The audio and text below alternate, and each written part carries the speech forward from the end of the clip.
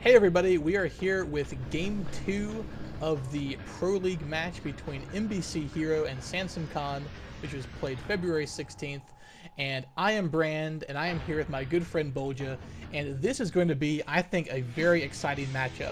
In this matchup, we have C, who really just thoroughly and completely dismantled the new Zerg player Junie last matchup to go ahead and get his team up 1-0 in this best of 7 matchup, and now he is going to be playing against none other than the Dino Toss Stork, who has to be said is a much better player than C is.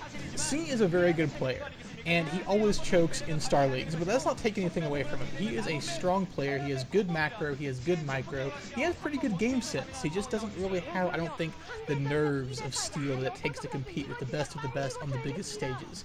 This is actually a very interesting matchup, because on the map Colloseum, which is, I believe, fairly Protoss biased, sorry, Colloseum 2 I might say. It's fairly Protoss biased, I don't think it's as biased. Okay, game starting 5, 4, 3, 2, 1, 0. So we are off here, and let me get the players and the colors for you. It looks like we are going to have... That is going to be C playing the blue Terran in the lower left corner, and that means we are going to have, there's C right there, wearing his MBCHero sweatshirt, and we're going to have Stork playing the green Toss in the upper left. Now this map is a 4-player map, and it is, I would say, definitely a Protoss favored map. And I don't really know. I mean, I think that Stork definitely has the edge here. Stork has some of the best PvT in the business, I would say, but I would not be surprised to see C give him a really good game here. Yeah, I agree. I think that so few Protoss versus Terran games are decided in the first 3 minutes that I think we'll see a good game where, you know, they actually get to go ahead with their thing. I don't think either of them are going to cheese or anything like that. I don't really think they're going to either. I don't know. You tend to see, I would say, the last match was definitely a cheese from Junie. I think you tend to see in matchups like these when it's two really good players and they're playing in the Pro League, I think you tend to see a little bit less cheese, mostly because of the fact they're playing for their team. They don't want to like give away a free match. They don't want to give away an easy one. They want to play standard. They want to play their best, and you know they really want to win. They really don't have, you know, other chances. Like sometimes if you try a cheese, you know, in like a best of 5 or a best of 3, you'd be like, all right, I can do something else in the next game. Well, this is, you know, lose and you're done. So let's see. So I don't think we're going to see any cheese. And in fact, we're definitely not going to see any cheese, or at least not any, like, you know, BBS cheese from C, as he is blocking off his opening right there, which I think is actually a very smart idea. And I don't think we see Terrans doing this enough against Protoss.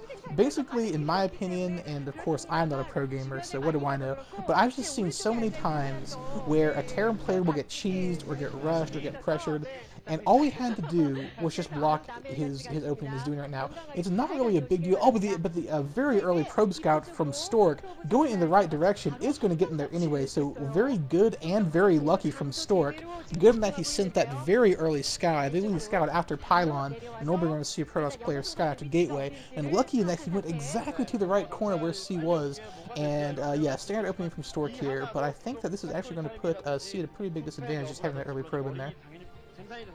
Yeah, I mean, you can't say enough about information this early in the game, and again, I'm sure the second scout will be on its way here in about 45 seconds or so.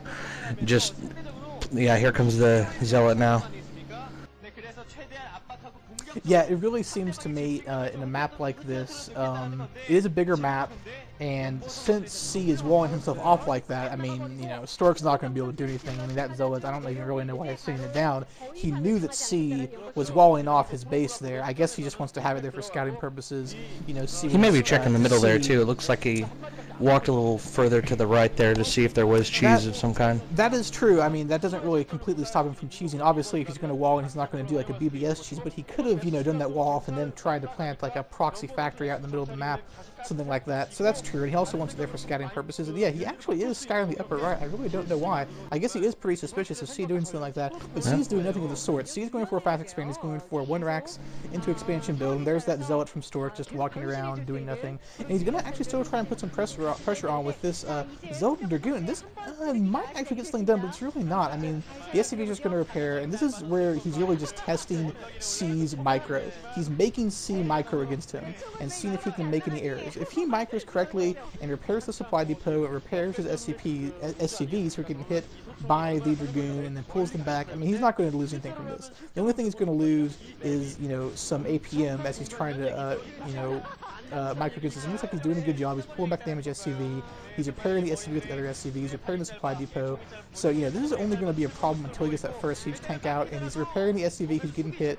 He's actually repairing the supply depot, and he has 3 other SCVs repairing the SCV who's getting hit. So, yeah, crazy micro. He has managed to take down one SCV. Okay, so I guess that was worthwhile because he did take down the one SCV. He didn't really need to lose that SCV, I don't feel. He could have just pulled it back, had a fresh one up there. But, I mean, you know, it's not really a big deal losing that one SCV, especially since he's going to have an economic lead anyway, since he's gone for that fast expansion. But he's actually still putting pressure on. It looks like he's got Dragoon range up now, or if it's not, it's almost done. He's actually repairing that tank. If that tank is down, that could be very bad. He does lose a Marine there. If that tank is down, that's going to be extremely bad for C. He really needs to not lose that tank. That would be disastrous. Yeah, and I think the other thing we have to take into consideration here is there's at least 4 SCVs not mining, not doing anything else but repairing. So in that regard, he is stopping some of that economic advantage there.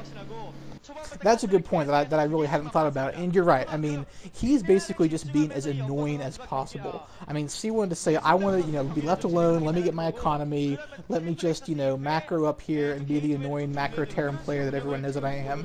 And Stork was basically saying, I don't think so, buddy. You are going to have to deal with me every second of the game. I don't care that your front door is walled off.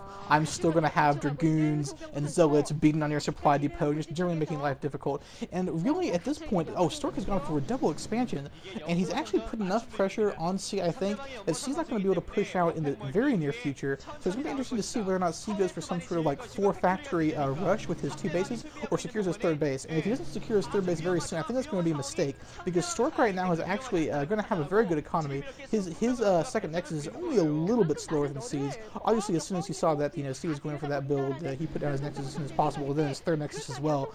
So is that another command center building? No, that's an armory building. So we're really gonna have to see what C decides to do from here.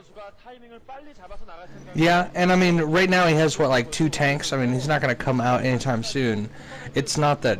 I mean, these 2 Nexuses are definitely gonna go up. It's if Stork can come up with anything to block the incoming Terran push here.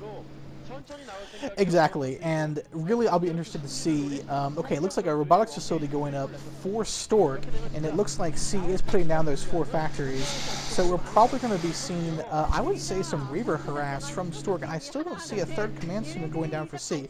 Now, keep in mind that in the Protoss versus Terran matchup, a Terran that's on 2 bases is only slightly behind a Protoss that's on 3.